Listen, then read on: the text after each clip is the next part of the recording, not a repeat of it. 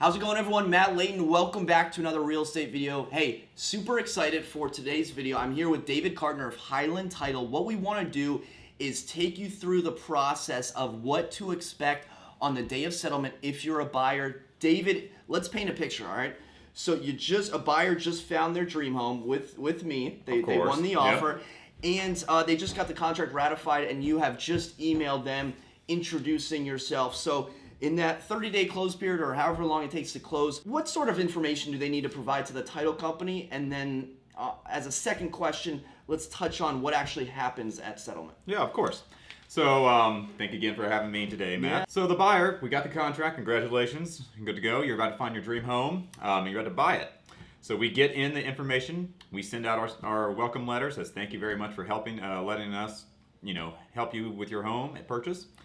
And once we get that letter, we send it out to you, and all we're asking you is to A, read the letter. That'd be great if you can do that.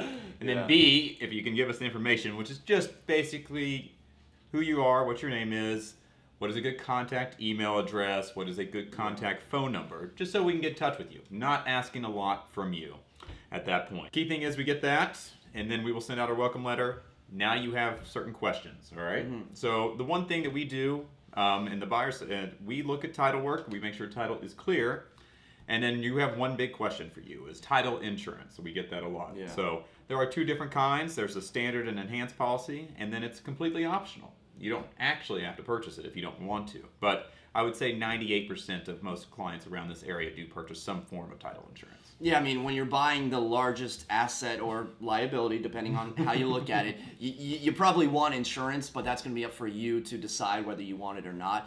Right. And then once you get to settlement, what happens? You walk through the front door of your office, my office, wherever. Right. What's the process there?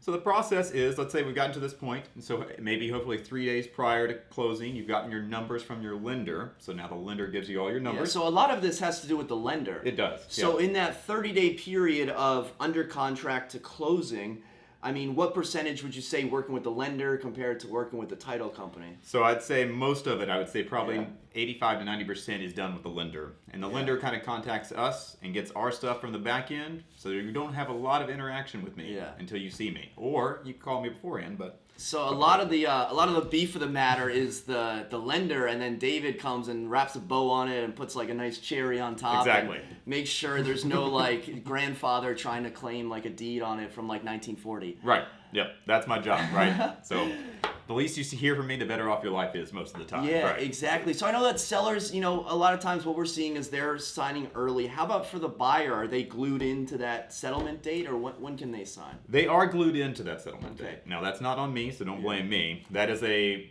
federal government and lender driven. So federal. So we're in the Commonwealth of Virginia, so no matter where you're watching this video, if you're a buyer, you have to sign on that date. Do you have to sign in person? Can you get someone else to sign? So there are some options. So A, we're all excited about electronic signatures. We all love DocuSign, don't get me wrong. We haven't quite gotten there from a lender perspective to allow that to happen. So someone somewhere physically has to sign on the day of, okay? So either you're sitting here, if you're in my office or you're in Matt's office, and we're sitting down for closing, I need to have one buyer there at least to sign. We can do a power of attorney, which would mean you would find someone else that you trust. Could be a family member, couldn't be, whatever might be around, and that they would come in and they would sign on your behalf, and you're not here.